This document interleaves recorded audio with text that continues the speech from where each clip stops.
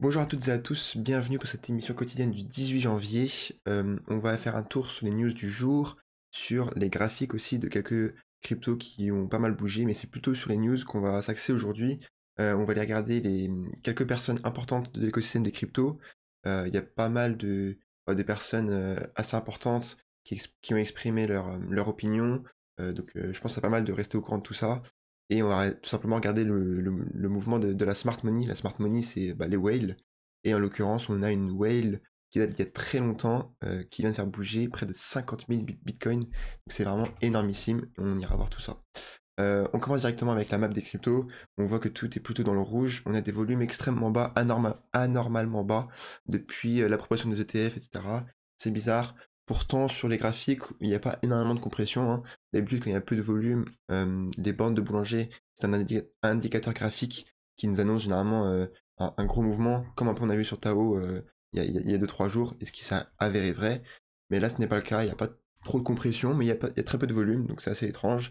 Les seuls cryptos qui sont dans le vert, comme d'habitude, qui sont un contre-courant, il n'y a aucune logique, c'est tout l'écosystème de X. Bon, je vais pas le dire à chaque fois, mais encore une fois, aucune logique. Et sinon, tout le reste des cryptos respire et est plutôt dans le rouge. Niveau Twitter, c'est intéressant à aller regarder cette vidéo. C'est simplement le CEO de JP Morgan, la plus grosse banque d'investissement au monde. Vraiment, il dit mot pour mot. Lui, à chaque fois qu'il passe dans la presse, il dit qu'il est contre le Bitcoin. Ça, on le sait depuis quelques mois, ok. Mais là, dans cette interview-là, il dit mot pour mot qui nous dit que Satoshi ne va pas revenir dans 5 ans et va créer des nouveaux Bitcoins. Ça, c'est absolument ahurissant.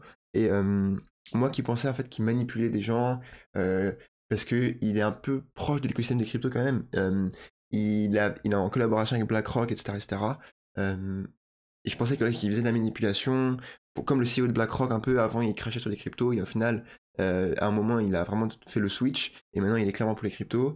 Je pensais qu'il était un peu de cette optique-là, mais clairement, en fait, je pense que il sait juste simplement pas de quoi il parle, et parce que si tu savais de quoi tu parlais, tu ne pourrais pas dire ça à quel point ça ne veut rien dire, en fait. Tu te rendrais compte de la stupidité de la chose, et c'est embarrassant pour quelqu'un de son statut, de sa stature, c'est clairement honteux de dire des choses comme ça. Donc je pense qu'il ne sait absolument pas de quoi il parle, et je mets pas ma main à couper, mais je parie vraiment fortement que dans au moins minimum un an, pardon, il va faire comme tout le monde en fait, comme MicroStrategy, comme les CEO de BlackRock. Voilà, il va retourner sa veste et il va comprendre de quoi il parle et il va être derrière l'écosystème des cryptos. Je pense, voilà, je lui laisse un an avant qu'il fasse le switch. Mais donc si ça vous intéresse, regardez les 20 secondes d'interview, c'est clairement ahurissant. Autre grosse personne de l'écosystème des cryptos, même celle-là elle est vraiment dans l'écosystème des cryptos, c'est simplement Barry Silbert. C'est le créateur, le CEO de Digital Currency Group. Donc c'est la société mère de Grayscale, Foundry Service. Grayscale, donc c'est si ce n'est le plus gros, un des plus gros géants d'actifs dans les cryptos. Donc ils ont un ETF Bitcoin Spot par exemple, le GBTC aussi. Foundry Service, c'est un des plus gros mineurs de Tao et de Bitcoin. Il était sur Tao très tôt. Et depuis, il a mis, on peut le voir ici, hein, il a mis le T de Tao. Donc ceux qui mettent ça, on va dire, c'est les Tao maximalistes dans leur bio. Et lui a mis ça il y a une semaine.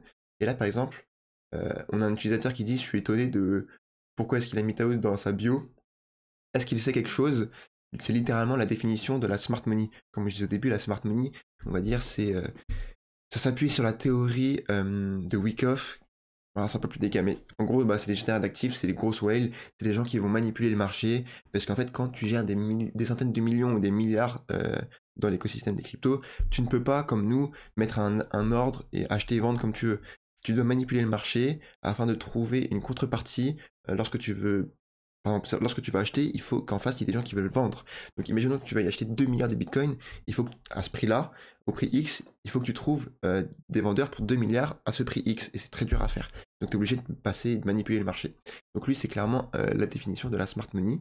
Et lorsque cet utilisateur dit ça, il répond simplement avec cet emoji assez bizarre, quoi. Franchement, il y a quelque chose qui sait que nous, on ne sait pas, je pense, en tant que holder de Tao. Donc il faudra garder un œil dessus, c'est assez important. Grâce à Arkham Intel, on a vu que 2 milliards de bitcoins ont été bougés pour la première fois depuis 2019. Et il n'y a que deux mouvements, que deux cash flows de tous ces bitcoins. Ça a été en 2013, ensuite ça n'a pas bougé depuis 2019, et ensuite ça n'a pas bougé depuis aujourd'hui. Donc 2 milliards, c'est énormissime. En fait, c'est des gens qui étaient là au tout début, des maxi visionnaires qui ont su garder leurs clés privées, qui ont su ne jamais vendre. Parce que là, nous, on se dit, ouais, c'est simple, t'as juste acheté le Bitcoin en 2012, 2013, et c'est vraiment pas si simple que ça, parce qu'il fallait les garder, les Bitcoins, hein, pendant 10 ans. Aujourd'hui, c'est plus simple de penser que le Bitcoin va être révolutionnaire qu'il y a 10 ans, quoi, par exemple. Et donc, ça peut, par exemple, être... Au début, moi, j'ai eu peur avec Satoshi Nakamoto, mais si ça avait été le cas, ça aurait été su tout de suite, je pense. C'est vraiment des wallets qui sont maxi regardés, donc je ne pense pas que ce soit Satoshi Nakamoto, mais ça peut par exemple être, moi je pense, au fondateur de Cubic, qui est une crypto que j'ai. Je ferai un dossier dessus la semaine prochaine, parce que c'est intéressant, c'est sur l'IA. C'était le fondateur de IOTA, etc. Et il me semble que ça a été la première personne du monde à miner un bloc de Bitcoin après Satoshi Nakamoto et Hal Finney. En fait, c'est des gens voilà, qui ont été visionnaires et qui sont milliardaires, quoi. C'est des gens qui sont milliardaires, mais après, c'est vraiment des gens qui, entre guillemets, qui mangent des cartes graphiques, quoi. Des mecs qui codent, ils sont un peu dans leur monde. C'est pas des gars qui vont s'acheter des Lambeaux ou des bateaux, donc ils ont des centaines de millions de bitcoins qui dorment. Franchement, je pense qu'ils s'en foutent. Juste, ils le vendent pour vivre, quoi. Mais voilà, donc parce que clairement, le mec qui avait 2 milliards de bitcoins en fin de bull run pour pas les vendre, c'est une force mentale de dingue. Et je pense qu'il faut être un peu spécial pour avoir autant d'argent et ne rien faire. Autre, pareil, gros gestionnaire d'actifs, bah, Franklin Templeton, une énorme banque d'investissement, qui pousse très fortement les cryptos sur Twitter. Je vous invite à regarder leur compte. Ils ont créé un compte spécialement pour les cryptos.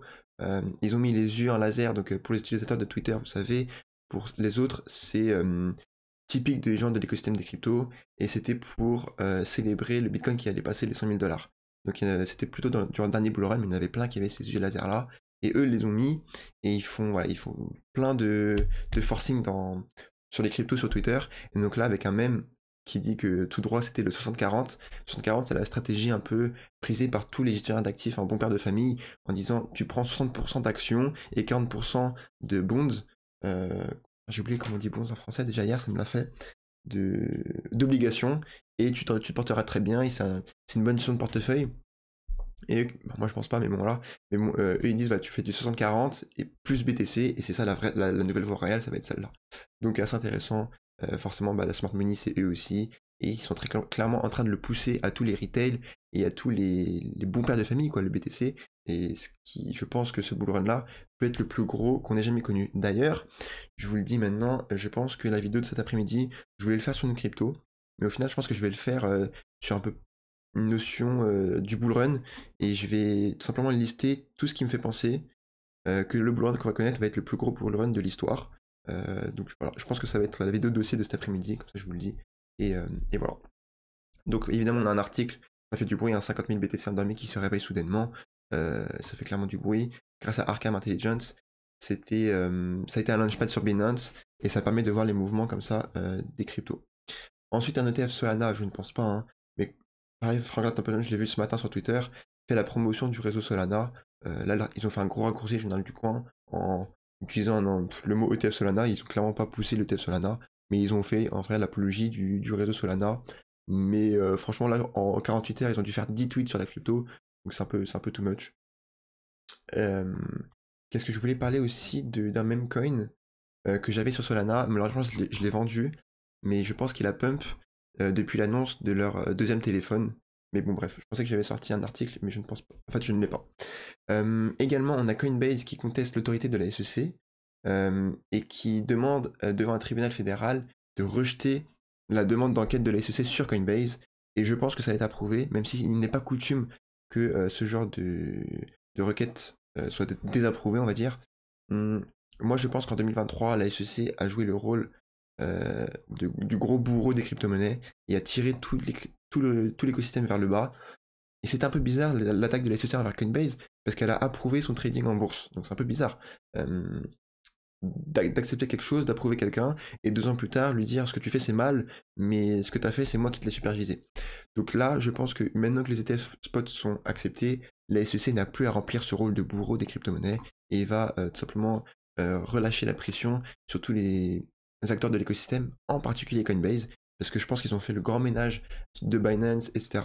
Et pourquoi pas de l'USDT aussi, je pense que c'est clairement un argument qu'il ne faut pas oublier. Je vous l'ai dit durant la dernière vidéo, mais Coinbase, Circle, CUSDC, etc.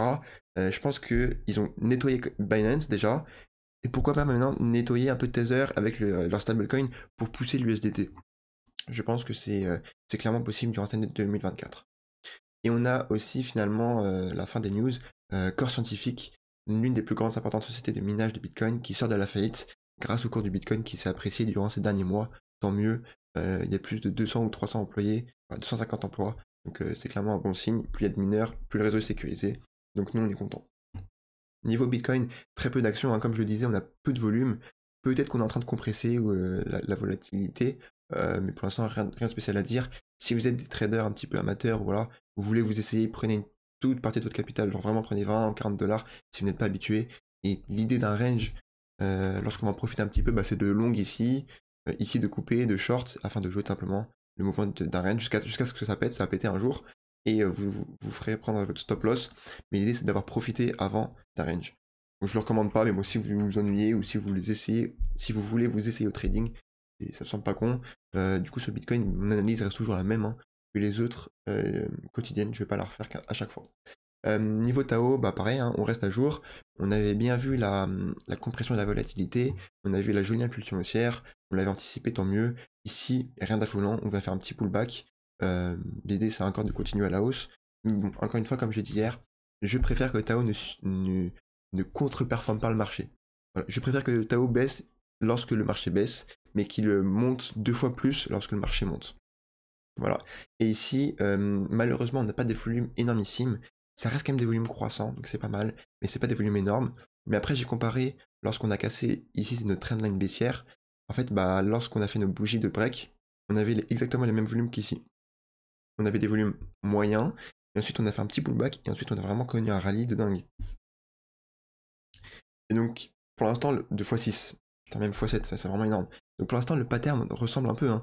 On break out, on fait des volumes croissants, mais pas non plus énormissimes. Un petit pullback avec une seule bougie en rouge, et ensuite on a fait un x7.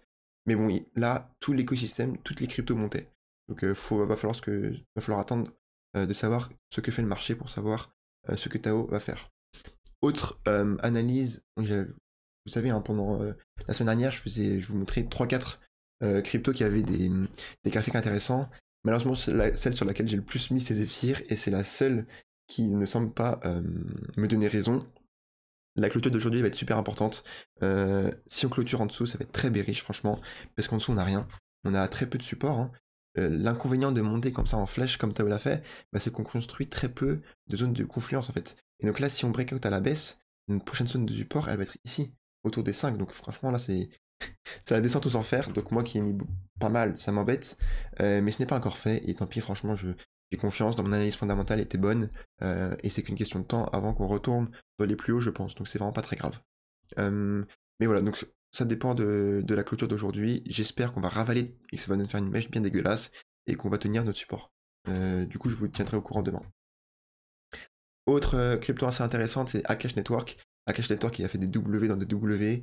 Clairement, un très joli graphique. J'en avais déjà, pas assez, mais j'en avais déjà. J'aimerais bien recharger, mais malheureusement, lorsqu'on regarde en weekly, ici on est en weekly, le RSI il est en surchauffe, il est en surachat, donc je n'achète pas ici. Je vais tout simplement attendre une zone de repli avec un RSI qui va se calmer, mais sinon c'est une hausse qui est clairement saine. Hein. On voit une hausse, on consolide, une hausse, on consolide. Ça s'appelle des hausses en marche d'escalier, et l'idée c'est que c'est une crypto qui, lorsque c'est comme ça, qui montre beaucoup de force, parce qu'en fait il y a tellement de pression acheteuse qu'il n'y a pas tellement de retracement. Généralement, attendez, je vais vous faire ça. Généralement, quand on monte, on retrace de 50%, 60%, on voit avec le niveau de Fibonacci, ensuite on consolide, ensuite on remonte, la même chose, on retrace. En fait, là, Akash, ça nous fait une hausse en marche d'escalier, c'est on monte et on retrace pas, juste on consolide. On monte, on consolide. Comme ça, donc ça représente vraiment une grosse pression acheteuse, voilà. Une bonne santé. Niveau un peu plus macro, on a la Bitcoin dominance qui est très intéressante.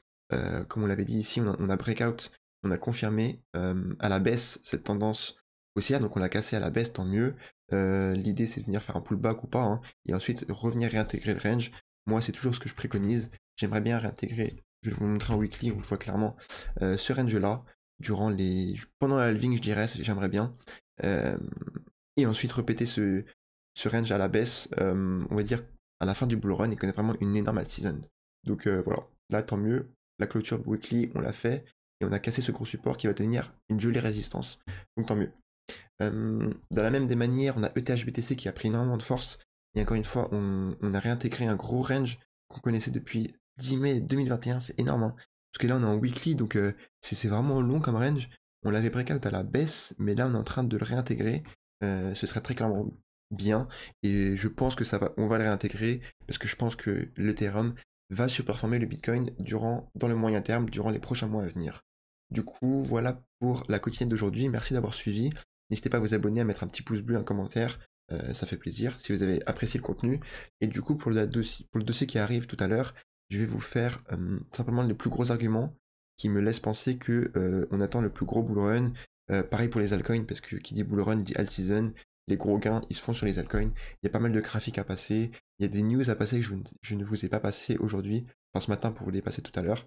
Du coup, je vais vous préparer ça et je sortirai ça en milieu ou fin d'après-midi. Écoutez, merci de votre écoute et je vous dis à tout à l'heure. Ciao, ciao.